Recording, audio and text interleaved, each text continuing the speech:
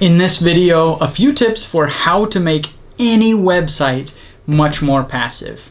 Now, we aren't really the types where we want to create, a portfolio of passive websites and just go sit on the beach in Thailand for the rest of our lives, though we probably could.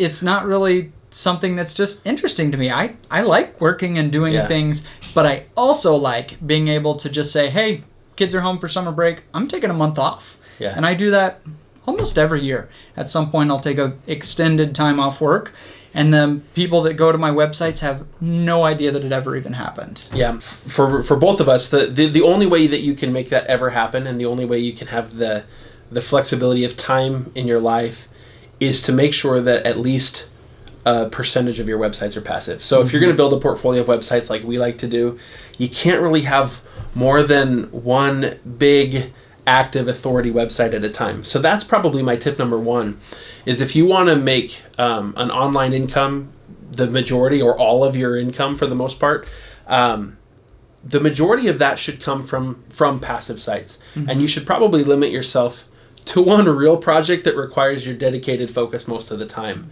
I agree. One authority site, then you can make as many other sites as you want. For example, camperreport.com is the one that we own. It crested 100,000 page views from 35 articles we have on there. I think we're at 36 or 37. That's insane. It's insane to get to 100,000 page views with whatever 37 articles on there. That's just absolutely nuts. What was the last time you logged into that website? Rarely. Never. Sometimes I'll log in just to update a plugin. Actually, most of the time I log into our niche sites because one of our students, that's working with us in one of our courses, will ask a question about how to do XYZ thing on WordPress, and I'll be like, I remember how to do that, but I want to give them exact instructions. So I'll go log into one of our niche websites and be like, oh yeah, that's how I do that, or that kind of stuff. But other than that, occasionally every few months I'll go check, oh look, there's 3 plugins that need updating. Exactly. It's if you build the websites in a certain way, you won't need to. And so what are those things that makes them totally passive? I think one key is evergreen articles. Absolutely key. If you're writing something about, smart home, which I think could be a fine niche site, but that information is going to be outdated in 1 year, 2 years max. And so you're on a treadmill. You're writing articles today, and 2 years from now, you're going to have to rewrite them again. You're not actually moving forward. You're just rewriting that same chunk of articles. And so if you pick something that's much more evergreen, that the content you write today is still going to be valid 5-6 years from now, that's going to help make it much more passive because the traffic will stay at a plateau, stay steady for a long time. Yep. Another tip that's just a very, very simple thing. Don't publish your email address. Oh, okay? Yeah. And if you're making a passive niche website, you don't need a contact us form. Okay? And in fact, in most cases, you probably don't even need to enable comments. You can. I mean, there's some pros and cons. You really don't need to, but you don't need to. It will not help your SEO. It's fine to go with people that. feel like they have to, but then if you have comments, you're moderating comments because you'll get spammed.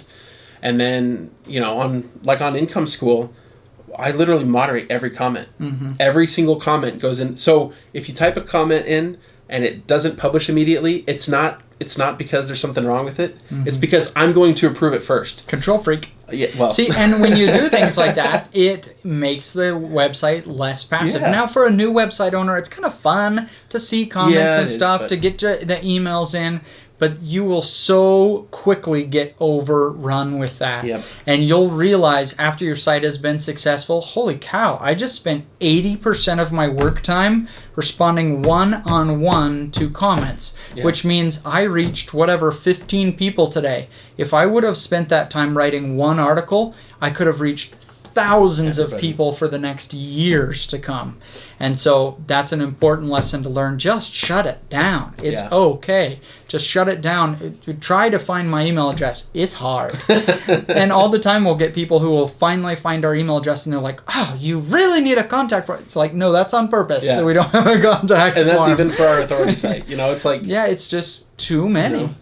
Unless you're paying to interact with us, we just can't. We need to be able to reach more people, and that's the only way to keep your website reasonably passive.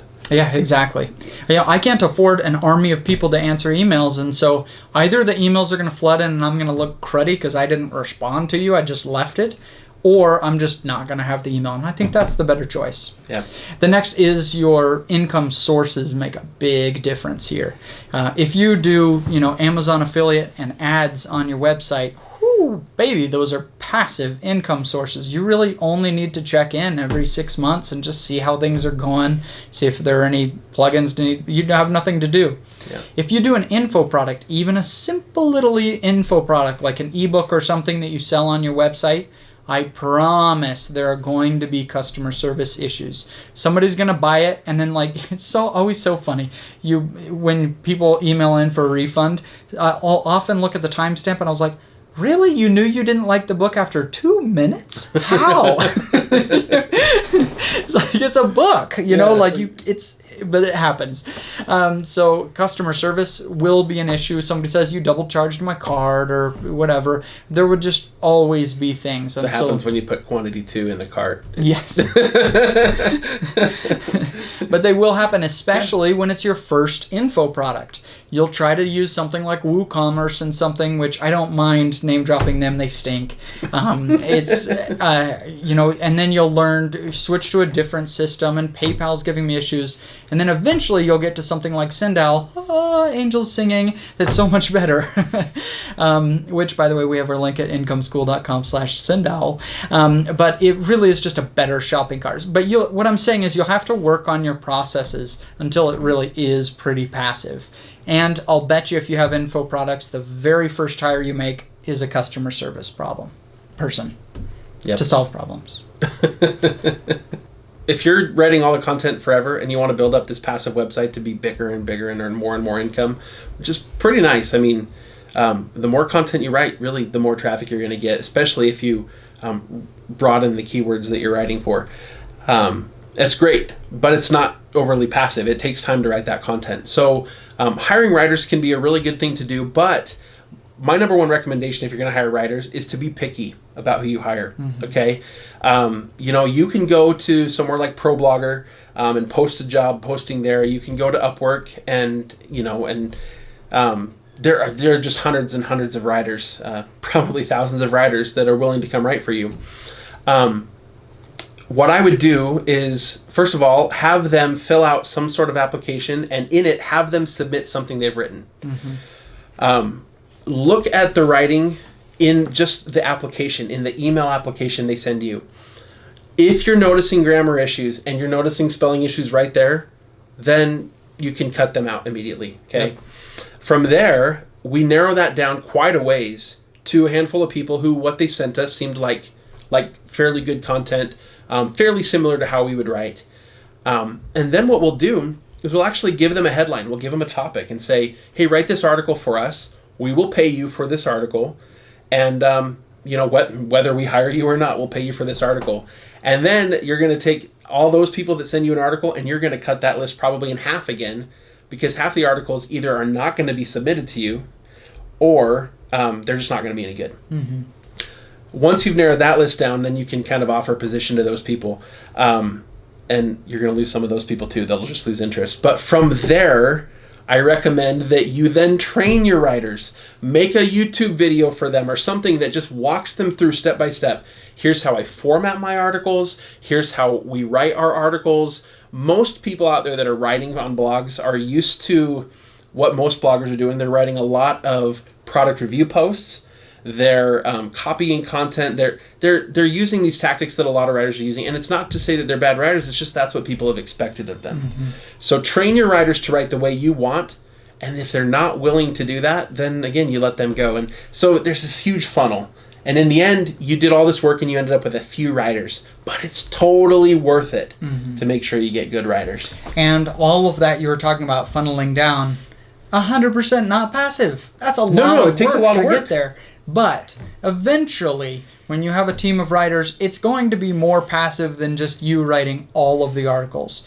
But like Ricky was explaining, do not expect this to be like, oh, just post for a writer and poof, all your articles are done for you. Yeah. If you're going to do this right, it's going to take time. But it still is a way to extend what you can do.